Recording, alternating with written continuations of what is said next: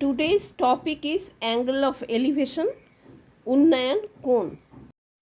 यहाँ एक स्टूडेंट एक मीनार को देख रहा है। ये जो लाइन खींचा गया है इसको कहते हैं लाइन ऑफ साइट।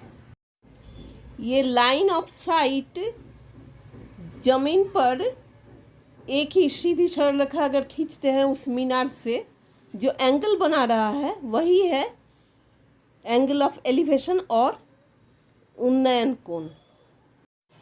इस एंगल को थीटा मान लेते हैं। अब ये मीनार जमीन पर 90 डिग्री का एंगल बनाता है और ये एक समकोण त्रिभुज है या कह सकते हैं राइट एंगल ट्रायंगल है। यहाँ मीनार की ऊंचाई लंब है और मीनार से स्टूडेंट की जो डिस्टेंस है वो आधार है और लाइन ऑफ साइट ये कर्ण है। एंगल को थीटा मान लेते हैं। Sine theta is equal to P by H, मतलब लंब बाई कर्ण। Cos theta is equal to B by H, मतलब आधार बटे कर्ण।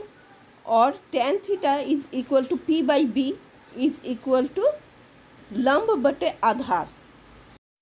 इन फॉर्मूलाज को यूज़ करके हम लोग ट्रिगोनोमेट्रिकल प्रॉब्लम सॉल्व करते हैं। तो एक सवाल अभी सॉल्व करते हैं तो पूरा समझ में आ जाएगा कि किस तरह से हम लोग सॉल्व करते हैं।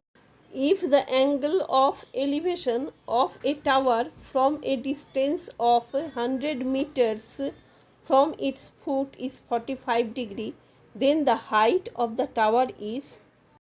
क्वेश्चन को समझ लेते हैं। यहाँ पर ए बी एक टावर है और टावर का उन्नयन कोण 45 डिग्री है। टावर के निचले हिस्से से ज़मीन पर 100 मीटर की दूरी पर ये 45 डिग्री का उन्नयन कोण है। तो टावर का हाइट हमको निकालना है। Solution, here angle of elevation is equal to 45 degree या उन्नयन कोण 45 डिग्री है। Distance between the foot of tower and the shadow is equal to 100 metre. Let height of the tower be h meters. Tan theta is equal to h by 100. Now question is हम लोग tan theta क्यों लिए हैं? हम लोग sin theta या cos theta से क्यों नहीं बना रहे हैं इस सवाल को?